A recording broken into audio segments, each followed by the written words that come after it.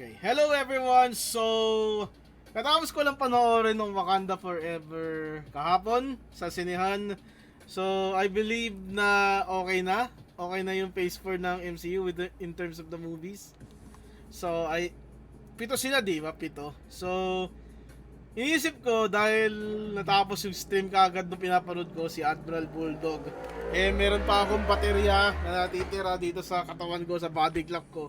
So, I might as well just rank all MCU Phase 4 films, diba? So, kung bago ka sa channel na to, dating gawi, I want you all to like the video, subscribe to the channel, hit that bell icon, and yeah, here's my compiled opinion dito sa mga Phase 4 MCU movies natin.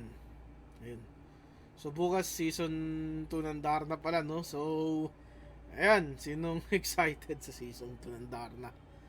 Ayan. So, kung wala na, okay. Let's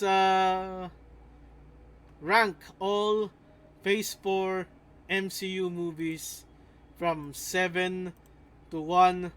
7 being the lowest, 1 being the highest. So, ayun. So the first movie that I am going to rank is at the lowest possible position is The Eternals. So The Eternals is sa Pilipinas, ito yung unang Phase 4 movie na pinalabas sa sinehan kasi alam nyo na, nagka-pandemya. So nagkaroon ng delay sa distribution ng mga pelikula. And ayun, ang tagal ng nagsara ng mga sinehan dito sa Pilipinas. It's crazy. Ayun. So, Eternals, I think this is a forgettable piece of movie, to be honest. So, if I will describe the characters from left to right, hindi ko siya ma-describe in an efficient way. So, at alam ko yung sa kaliwa, ito yung nakakatawa, ito yung artista ba to? Oo. Basta ito yung Bombay. Susunod sa kanya katabi niya, ito yung pinamabilis eh. Oo, si The Flash. Sa likod niya, nakalimutan ko kapangyarihan nito, pero siya yung yung medyo ayaw makisama. Bakit nakasama to? Next is ito, si Sprite. Oo, kasi maliit siya. Sprite tuloy pangalan niya. Akala ko nung una lalaki to eh. Pero babae pala. Kaya akala ko nababakla siya dito kay kay Homelander. Oh, may gusto siya kay Homelander. So, yung katabi niya yung unang namatay. Then, ito yung Ashana, which is, ito yung yung pinakabida sa pelikula eh. I've also forgot her name. Then, we got Bucky. Ayan, si Homelander Bucky. Then, we also got Wong, si Gilgamesh. Magaling magluto ng steak. Tapos, yung kinakasama niya, si Athena. Ito si Angelina Jolie, di ba? Si Tomb Raider. Ito yung yung baliw eh. Tapos ito, alam ko bakla to eh. He's the most woke dude in the MCU. So, ang plot ata ng Eternals, si Tiamat, isang celestial, ay uusbong sa Atlantic Ocean ba yun? Ewan. Atlantic o Pacific? Who cares? Tapos, itong si Bucky, parang double agent. So, kakampi niya yung mga celestial talaga sa kalawakan. At kailangan niya may sigurado na magkaroon ng bagong celestial na si Tiamat. Nagkaroon kasi ng Tiamat kasi si Thanos ata, di ba binalik na mga Avengers yung mga tao na namatay sa snap. So, ayun, na-retrigger tuloy yung processing ni Tiamat. Tapos ito si Sprite, kumampi kay Icarus. Nasa laban-laban sila, parang si Michael pahatin. Ayun, number 7, The Eternals. Nakalimutan ko, meron pala dito si Black Knight, si Dane Whitman. Meron siya yung Ebony Blade, pag inawakan mo, makukurap yung kaluluwa mo. Ayun, wala lang. Okay, number 6 na tayo. Coming in at number 6 is Thor Love and Thunder. I am never a fan of Jane Foster Thor. Sa comics, I was never a fan of most of the all new, all different shtick na ginawa ng Marvel Comics nun. And this movie basically is one joke festival na pinilit nila talaga na magkaroon ng maraming jokes dito. Isipin mo, kinuha nila yung main selling point ng Ragnarok, which are the jokes. At kirinang nila hindi lang 100%, talaga tinaasan nila 200%, na para kada eksena may joke, 'di ba? Ayun. So medyo overuse yung mga biro dito. Ang maganda lang dito si Christian Bale, and even he is not enough to salvage this movie. Russell Crowe was underutilized in this film. I believe he played the role as Zeus dito. And yeah, also the Guardians of the Galaxy cameo, they are also underutilized. So imbes na humingi ng tulong si Thor sa Guardians para kalabanin siguro, he used an army of children and enchant niya with the power of Thor. It's rubbish. Definitely rubbish. Pinanood ko to bago magtrabaho kasi night shift ako, so diretso trabaho after nito, and I felt I don't want to work that day after watching this movie. Maganda dito yung concept na gaya mo gamitin si Mjolnir as a projectile weapon kahit basag na siya. Yung mga cracks niya, yung bits and pieces ni Mjolnir pwede maging projectile weapon. Yun yung ginagawa ni Jane Foster dito.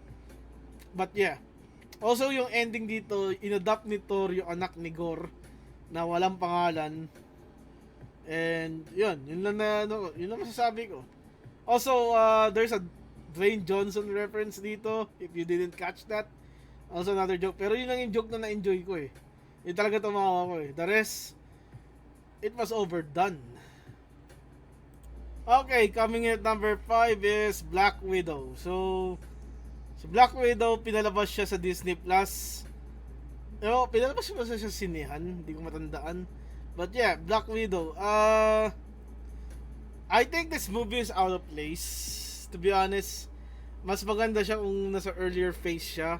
Kasi ang plot niya is directly after Civil War, where Black Widow is a fugitive on the run na nagtatago sa government ni Thunderbolt Ross, or sa task force si Thunderbolt Ross. But then yung story dito na break ni Yelena yung hold sa kanya ni Dreykov using the pheromones, and she sought help from her long lost quote-unquote sister na si Natasha. So Natasha and Yelena scrambled to get the old family back.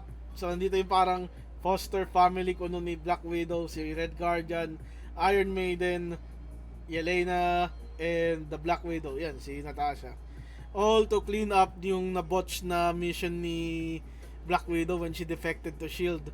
Kasama na si Hawkeye nun to assassinate Dreykov, which botch kasi nga boy si Dreykov, and they will stop the Red Room na isa ng satellite base ngayon.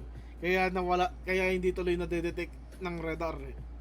Couple of things that na pwede ko mapunta dito is the CGI is bad. Yung mayroon dito scene yung parang zoom in mo yung mukha ni Yelena, kitang-kita na, halatang-halata na yung green screen nasa likod niya It didn't get blended very well. Good parts here, yung soundtrack maganda, yung intro, yung Smells Like Teen Spirit, yung girl version, I like it. Yelena, best part of the movie. Also, this movie happens to set up Hawkeye, and yung post-credit scene dito got resolved in the Hawkeye TV series in Disney Plus. So kung curious kayo ano nangyari kina Yelena at Hawkeye, pwede nyo panoorin yun. Ayan. So yeah, Black Widow number 5. So baka maraming sa akin dito ma-offend, pero yeah, I didn't like ShangChi. Maraming may gusto kay ShangChi, pero ako di ko nagustuhan si ShangChi.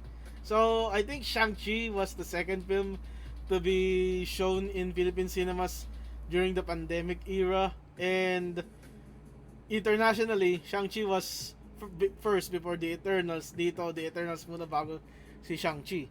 Pero nung pinalabas si ShangChi dito sa sinehan, meron na siya sa torrent. So sa torrent ko na siya pinanood. And some of the characters I don't really make sense. The Death Dealer just dies. And then Katie becomes a pro archer for a day. She was able to shoot down a dragon for a day. I mean, for a dragon. Hawkeye daw eh. The fight scenes, I like the bus fight scene, pero yung iba para silang sumasayaw eh. I get fighting needs choreography, pero talagang literal na sayawan ginagawa sayaw eh. Hindi ko gets eh. Sabi, Crouching Tiger, Hidden Dragon do, pero ewan ko. Kung iniisip ko, sumasayaw sila eh. Wenwu, the Mandarin, I still don't get how he managed to get into Talo since ShangChi has a guide towards Talo, or dahil dun sa mento ni ShangChi galing sa nanay niya that when we managed to get them up towards Talo. I don't know. It's yun. Those questions still bugs me to this day habang naliligo ako. And well, can you blame me? A lot of people actually like this. They like compared it to Asian Black Panther, but it just didn't click for me. Lalo na yung post-credit scene, yung si Hulk pilay, but I guess that was resolved in She-Hulk. Kinda, di ba? But yung sa bracelet, di ba miss ka ni Wong, it still never culminated into anything. Yeah, so ayun. ShangChi number 4. Okay, coming in at number 3 is the Multiverse of Madness. People actually are upset about this, but I kinda enjoyed this. Okay, so I watched Multiverse of Madness after the election. Or exactly right after I voted. Pumunta na ako sa mall kung saan to papanoorin, was SM Manila. And I enjoyed the film. Maybe it's the election fever, pero I enjoyed the film. The common complaint I'm seeing here is Wanda's character development, and it's not really a multiverse, parang dalawang multiverse lang, trinaverse sila, and America Chavez. Well, first of all, dalawang multiverse lang, trinaverse sila. I mean, you couldn't fit like 10 multiverses in a 2-hour movie, right? Okay? Number 2, Wanda's character development. She got corrupted by the Darkhold. How's that hard to explain? She got corrupted by the Darkhold. I mean, have you seen Agatha Harkness' fingers? It's literally the same thing that happened to Wanda. Then America Chavez, I understand na yung parang point dito si America Chavez is as unstable power. Yun talaga yung kwento dito eh. Yung paano, kung alam lang ni Chavez yung powers niya. Pero yeah.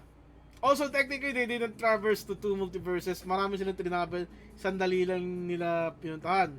It shows the instability of how volatile America Chavez powers are. I think they did a good job on making Wanda like a horror villain. And people expected too much in this movie. Like, they want to see the X-Men. Or Chris Evans as Johnny Storm. Even Tom Cruise Iron Man gusto nila makita dito. Ako gusto ko rin makita yung Tom Cruise na superior Iron Man, pero wala, di nangyari. What hurts this movie is that it was shown alongside Top Gun Maverick. So I think that's why people hated this. Kasi, yeah, Top Gun Maverick is like a good movie. And it just showed beside it. And ang main worry ko dito is that the MCU doesn't know how to handle the Inhumans. So, the second time the Inhumans are featured, andito si Blackhagar Boltagon, he got his brain pop, and it also worries me on how they will execute the X-Men and the Fantastic Four because they got killed off. The Illuminati practically jobbed to Wanda. Ayun. But yeah, number 3, Multiverse of Madness for reason na maganda yung camera work dito. I think it has the best camera work in all of the Phase 4 MCU films. It's Sam Raimi. Ang selling point ko dito nung pinanood ko siya sa sinehan, tina-track down ko yung mga common elements ng isang Sam Raimi movie like eye zooms, screaming woman, skeletons, flashbacks, yung flashing lights, mga ganun. everything, kung alam mo yung mga trope, the Evil Dead guy making a cameo, pizza, yung sa Pizza Ball, yung Evil Dead guy eh. You know, those Sam Raimi tropes na nakita nyo rin sa Spider-Man trilogy, nandito rin siya sa Multiverse of Madness. Kaya sabi ko parang ano eh, yung story dito is the story of America Chavez struggling with her powers. Diba? Ayun. Same as Spider-Man struggling with his powers in all the whole Sam Raimi trilogy, the Raimiverse. Yeah. It's, yeah. So, top 3, Multiverse of Madness. Okay, let me explain dito sa No Way Home. I believe many people will say No Way Home is like the best movie in the Phase 4. But, let me be practically pretty clear. No Way Home has a lot of plot holes. And No Way Home is a mid movie if you remove two vital elements, which are Tobey Maguire and Andrew Garfield. I think the presence of these two draw are the draw that made No Way Home successful. Without them, yeah, it's a movie without actually a movie without a plot. So, yung parang premise dito is to reset the origin story of the MCU Spider-Man, which they did a good job on doing it. They just have to port in the Sinister Six. Sinister Six yun kasi yung isa, nagbakasyon sa Mexico yun eh. Dapat 6 sila eh. Wala, nagbakasyon yung isa sa Mexico kasama si Eddie Brock. Yun. This movie received a lot of hype kasi nga, yun nga, pagbabalik ni Toby sa ni Andrew. I like Andrew Garfield's portrayal here ng version niya ng Spider-Man. I think it received the most development. Kasi, if you ask the casual people, Andrew is like, they're gonna rank Andrew the worst. When actuality, Andrew is the best Spider-Man. And Toby is the best Peter Parker. So, it's more on the balance on how Tom Holland will do this. And, yeah. So, if I remove those two nostalgia goggles in this movie, I believe this would be just top 4 or even 5, if you ask me. And that kind of affected my decision on who is number 1 in my list. Also, yung mga plot hole na tinutukoy ko, paano nalaman ni Dr. Octopus na si Norman Osborn si Green Goblin, paano di rin na-explain mabuti bakit nag-stabilize si Electro sa MCU. Yeah. Tapos, ano ba? How Toby and Andrew managed to create an anti-serum in a span of like, let's say isang oras, may anti-serum na. I don't know. Maraming palusot dito eh. Also, Andrew Garfield, Spider-Man, and Max Dillon aren't best friends in The Amazing Spider-Man 2. Pag pinanood nyo ulit, di mo sila ganun ka-close. Pero dito sa movie parang pinuportray nila ang close nilang dalawa. Wala lang. Ayun. So, what made me decide why this movie is excuse me, number 2? So, for number 1, all you white supremacists can rant all you want, but I think Wakanda is better than No Way Home. For the reason that if you remove the top star of the franchise, Chadwick Boseman, I think Wakanda Forever did a good job standing on its own as a movie. I mean, it did struggle. There are struggling points, but at least it stood out without Chadwick Boseman for me.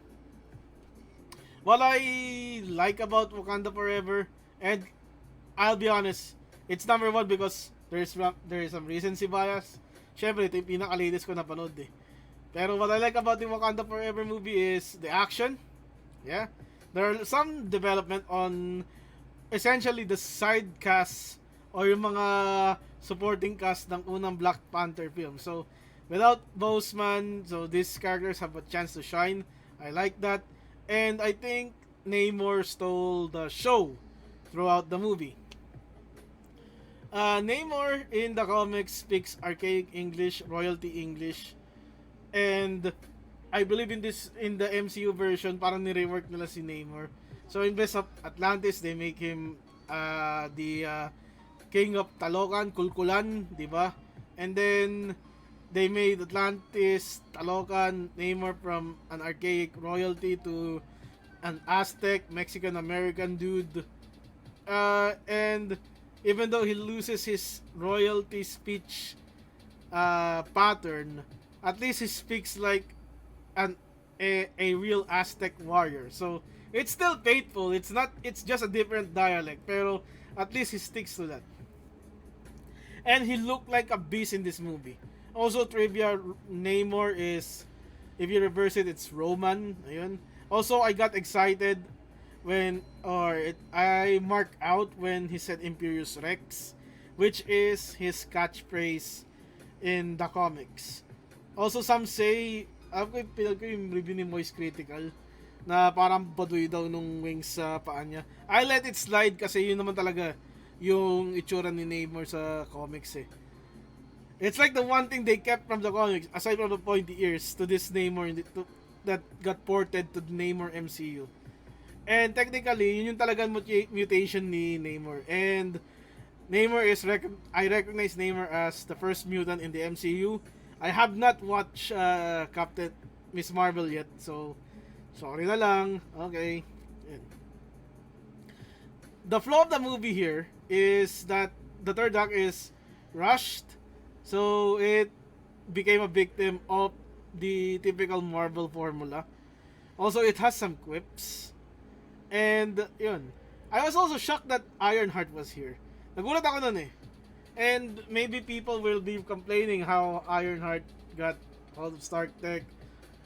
Or Stark Tech is just available in the internet. Maybe the Ironheart series will... I'll just let it slide, okay? The Ironheart series isn't out yet, so baka doon ma-explain or something. I just know that Riri Williams in the comics is a genius. Okay? What else am I going to say about this movie? Yes. There are complaints na hindi dapat na nirecast si T'Challa. Well, T'Challa was recast. But in the proper way na si Nakia kasi saka si T'Challa nagkatuluyan, and they had a son who is also named T'Challa. So maybe in the future that T'Challa will become the Black Panther, and it also opens up with a potential relationship with Storm. Sa comics kasi si Storm yung yung kasintahan talaga ni T'Challa, pero dito sa MCU, di ba T'Challa Nakia. So maybe T'Challa Jr. and Storm, when the X-Men are get introduced in the MCU, they will end up together, thus restoring the proper romantic romance sa comics, which is Storm and T'Challa. Ayun. Shuri as Black Panther isn't really effective for me, but I give the movie some flowers. They have to rewrite the whole script, and it still stood out. The tribute to Chadwick Boseman was amazing. Nonetheless, yeah. That's why I choose this as number 1 on my Phase 4 movies. Ayun. And yeah. So for Phase 4, hintay ko pa yung Guardians of the Galaxy Holiday Special. After nun, nire-review ko na yung Phase 4. So, na mga TV series. So, movie muna. Abangan na, after siguro ng Holiday Special, sige, review na natin yung yung mga TV series. Pero, dito muna tayo. This is, goodbye and good night. Bang! I should go.